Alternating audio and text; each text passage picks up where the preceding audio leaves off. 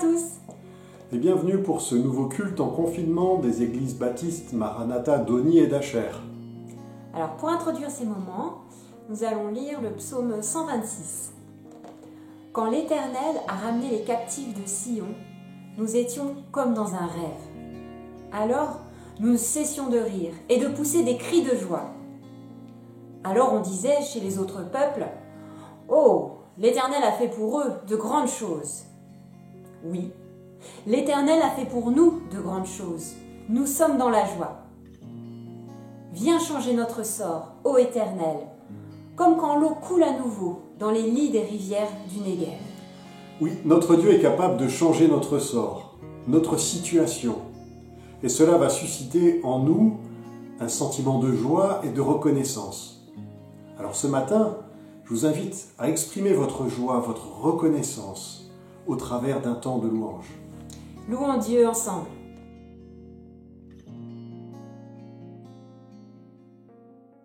Bonjour à tous, j'espère que vous allez bien. Je prie que vous puissiez recevoir ce que Dieu a pour vous ce matin. Demeurez richement bénis et excellent culte. Allons devant l'Éternel avec des louanges.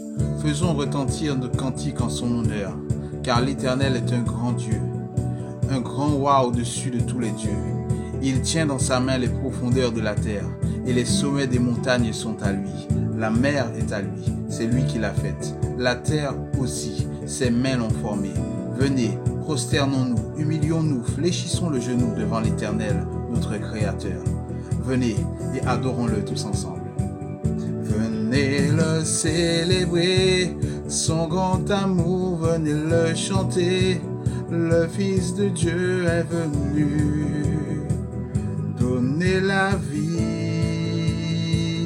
Nous te fêtons, ô roi, car tu nous fais partager ta joie, et nous offrons en ton honneur un chant d'amour, Seigneur.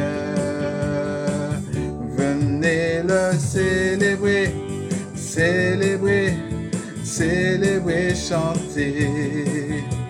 Célébrer, chanter notre roi. Venez le célébrer, célébrer, célébrer, chanter. Célébrer, chanter notre roi. Venez le célébrer, son grand amour, venez le chanter. Le Fils de Dieu est venu donner la vie. Nous te fêtons, ô roi, car tu nous fais partager ta joie, et nous offrons en ton honneur un chant d'amour, Seigneur. Venez le célébrer, célébrer, célébrer, chanter. Célébrer, chanter notre roi. Venez le célébrer, célébrer, célébrer, chanter. Célébrer, chanter notre roi. Nous désirons, Seigneur, une seule chose aujourd'hui. Alors que nous chantons, viens transformer nos vies. Nous désirons, Seigneur, une seule chose aujourd'hui. Alors que nous chantons, viens transformer nos vies. Élève-toi, élève-toi, élève-toi, élève-toi, et viens dans ta gloire couronner nos louanges. Oui, viens, roi des rois, tout puissant, oui, viens.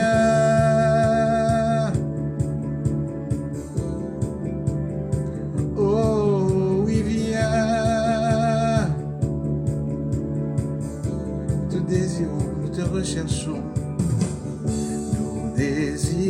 Seigneur, une seule chose aujourd'hui. Alors que nous chantons, viens transformer nos vies. Nous désirons, Seigneur, une seule chose aujourd'hui. Alors que nous chantons, viens transformer nos vies. Élève-toi, élève-toi, élève-toi, élève-toi, et viens dans ta gloire couronner nos louanges. Oui, viens, roi des rois, Dieu très saint, tout puissant. Oui, viens, oh, nous te désirons. Oui, viens, oh, c'est notre prière. Oui, viens.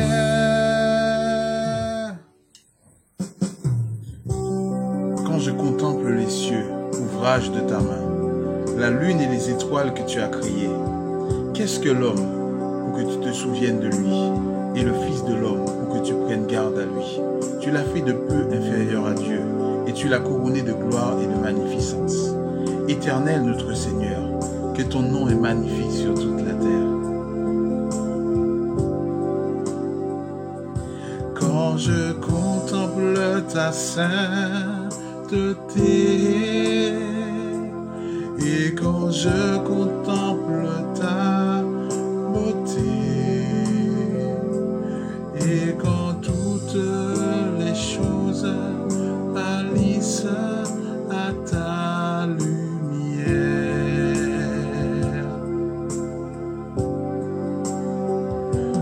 quand j'ai trouvé la joie près de ton cœur, quand je m'enveloppe de ton amour, et quand toutes les choses pâlissent à ta lumière,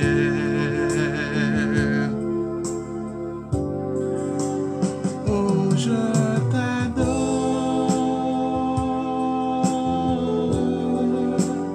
oui, je t'adore.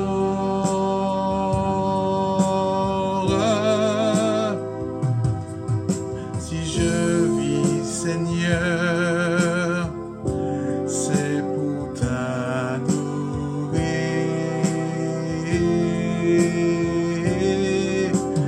Oh, je t'adore, oui, je t'adore.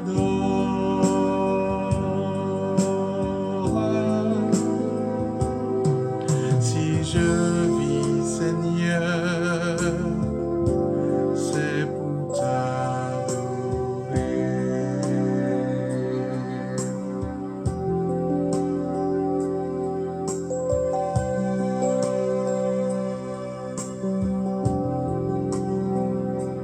Quand je contemple ta sainteté, et quand je contemple ta beauté, et quand toutes les choses pâlissent à ta lumière,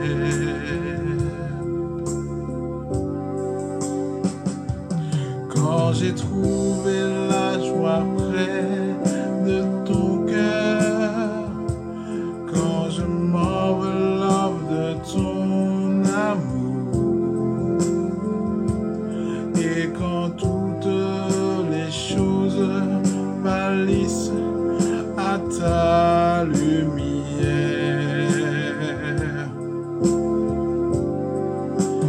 oh, je t'adore, oui, je t'adore.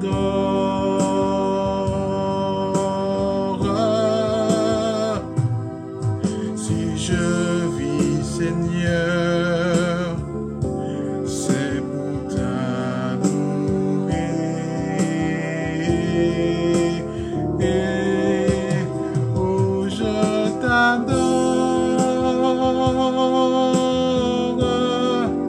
Oui, je t'adore.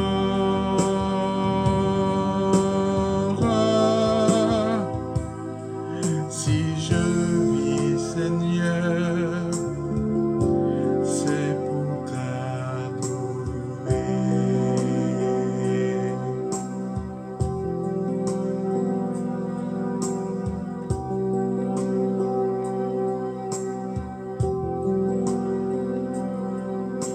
Je suis né pour te louer. Je suis né pour glorifier ton nom. En toutes circonstances, apprendre à te dire merci. Je suis né pour t'aimer. Je suis né pour t'adorer, mon Dieu. Obéir à ta voix. Je suis fait pour toi. Je suis fait pour toi. Je suis fait pour toi. Je suis fait pour toi.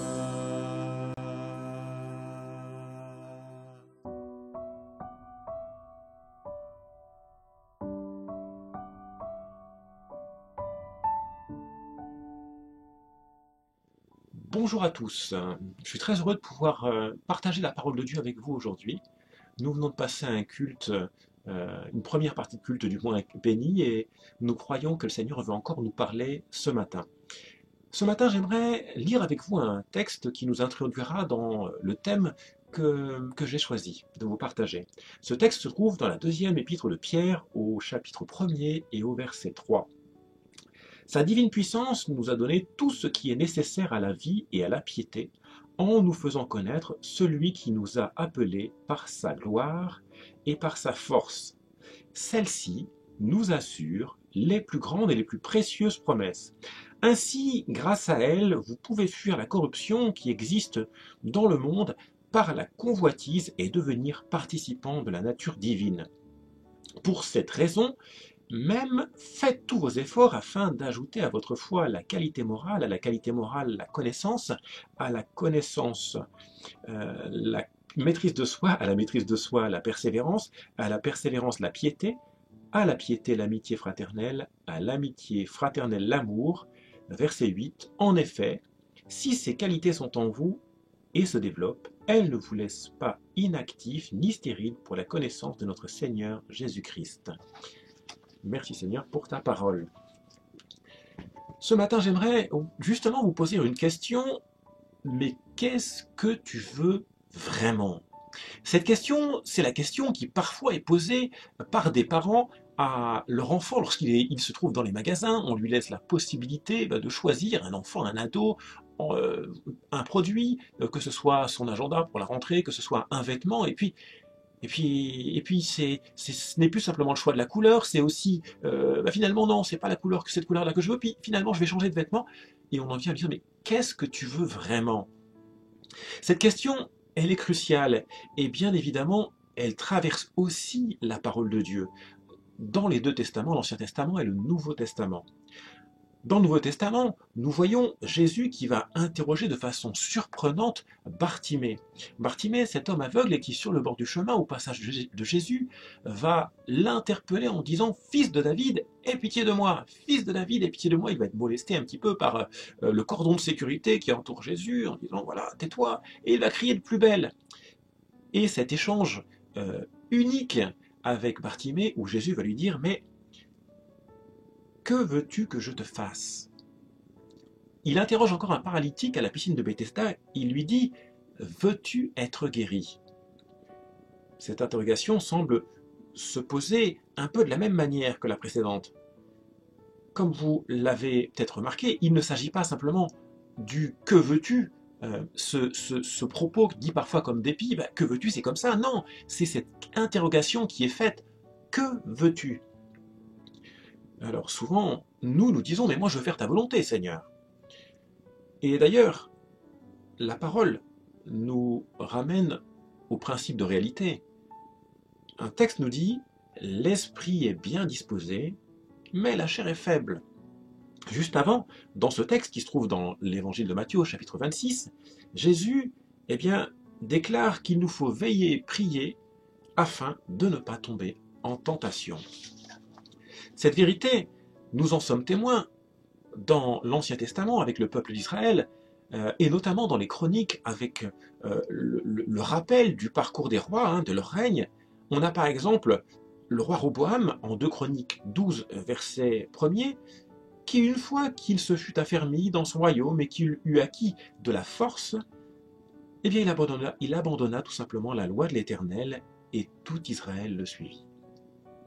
Josaphat, en 2 Chroniques 20, versets 31 à 33, il régna 25 ans. Il marcha sur les voies de son père, Asa, qui était bonne, et ne s'en détourna point, faisant ce qui est droit aux yeux de l'Éternel. Seulement, nous dit le texte, seulement, les hauts lieux ne disparurent point. Que dire encore de Pierre? Alors Pierre, on l'aime bien, moi je l'aime pas, je l'affectionne particulièrement, Pierre, qui affirme à Jésus dans l'évangile de Matthieu, toujours dans ce chapitre 26 d'ailleurs, au verset 33, « Quand tu seras pour tous une occasion de chute, tu ne le seras jamais pour moi. » Réponse de Jésus, « Je te dis en vérité, cette nuit même, avant que le coq ne chante, tu me renieras 3 fois. » Réplique de Pierre, « Quand il me faudrait mourir avec toi, je ne te renierai pas. » Et, écoutez bien, tous les disciples dirent la même chose. D'ailleurs, on se focalise souvent sur Pierre, mais on oublie que les disciples ont dit la même chose. Mais si on reprend les textes qui ont précédé la crucifixion, on voit que Jésus était bien seul.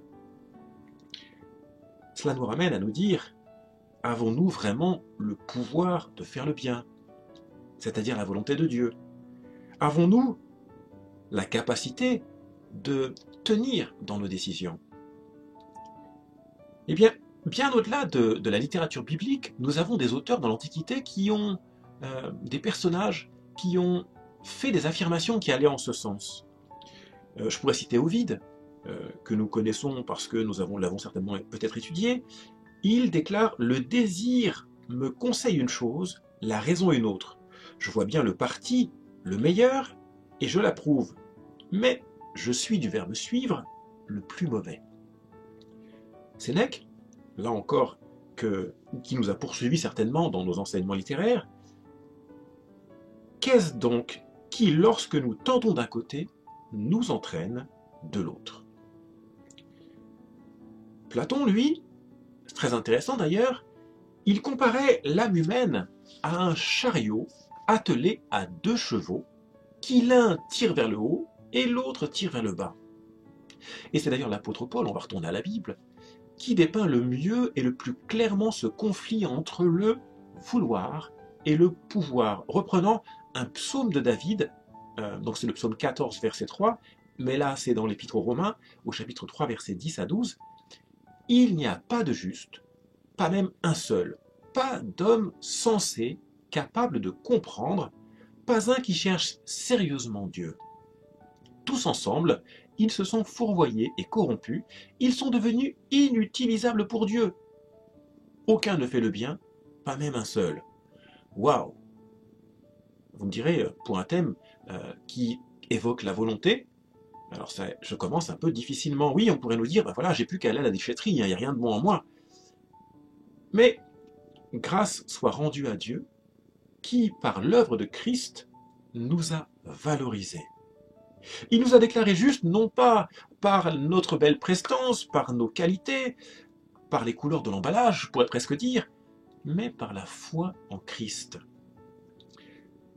Jean, dans son évangile, au chapitre 1er, au verset 12, nous déclare « à tous ceux qui l'ont reçu, s'agissant de la lumière de Christ, à ceux qui croient en son nom, il a donné le pouvoir de devenir enfants de Dieu, lesquels sont nés non du sang, ni de la chair, ni de la volonté de l'homme, mais de Dieu.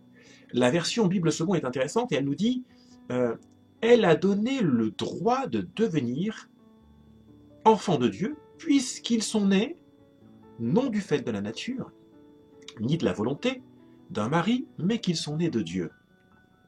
Encore, vous voyez cette dichotomie entre le pouvoir et le vouloir. Dieu a voulu nous sortir de ce schéma inéluctable de perte et de chute. Il nous a offert sa grâce. En Tite, chapitre 2, verset 11, nous lisons justement « La grâce de Dieu, source de salut pour tous les hommes, a été manifestée pour chacun de nous. » La grâce de Dieu, source de salut pour tous les hommes, a été manifestée pour nous. Et manifestée en Jésus, bien sûr. J'aimerais juste, avant d'aller plus loin, vous retracer juste une histoire qui parle d'un médecin chrétien qui avait pris une certaine habitude que ses héritiers n'ont pas trop aimée. Alors, il s'agissait d'un médecin qui avait l'habitude de prendre en charge des clients, des patients, et ces patients, pour la plupart, étaient indigents, n'avaient pas beaucoup de revenus, et donc il avait l'habitude, sur la facture qui correspondait aux soins qu'il dispensait, de mettre « acquitté ». Et ses héritiers, à son décès, reprirent ses livres de comptes, dans le cadre de la succession, et ils virent acquitté bien plus souvent qu'un montant sur les lignes du tableau. Et ils décidèrent justement d'aller voir un juge, saisir un juge, pour pouvoir récupérer ces fonds qui n'avaient pas été réglés. D'ailleurs, ils commencèrent par aller voir les personnes qui avaient été soignées par son père. Et elles ne purent rien faire. Alors ils se tournèrent donc, comme je vous le disais, vers un juge. Et le juge, voyant le livre de compte et voyant la mention acquittée, leur dit « Il n'y a aucune juridiction qui pourrait se tourner et réclamer un remboursement à quelqu'un dont la facture est acquittée. » Oui, Christ, en prenant notre place à la croix, en portant notre péché, a payé notre dette vis-à-vis de Dieu et sa justice. Il a écrit avec son sang, pourrait-on dire, le mot « acquitté ». Une bien belle histoire que cette histoire de ce médecin. On a l'impression que la grâce est là et c'est un véritable don pour nous. On l'imagine presque comme un parasol sous lequel on va se mettre et se prélasser, s'endormir. Mais une chose à faire, cependant, c'est de l'accepter, cette grâce. D'accepter qu'il écrive avec son sang le mot « acquitté » sur notre vie.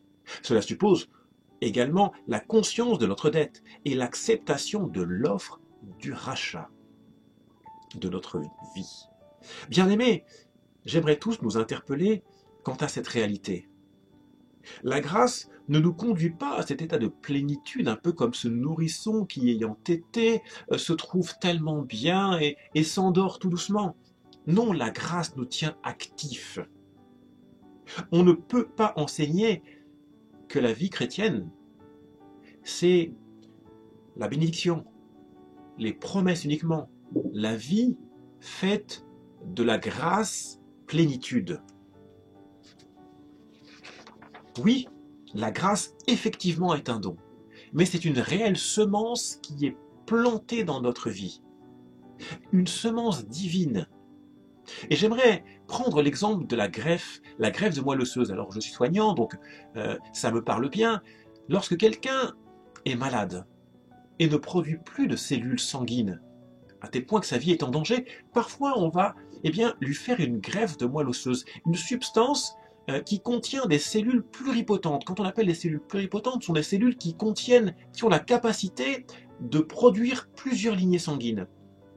Cette greffe va lui être faite et son organisme va utiliser cette greffe pour produire toutes les lignées sanguines dont il a besoin. Les plaquettes qui œuvrent pour la coagulation, les globules rouges qui œuvrent pour l'oxygénation, la vie, et les globules blancs qui œuvrent pour les défenses immunitaires.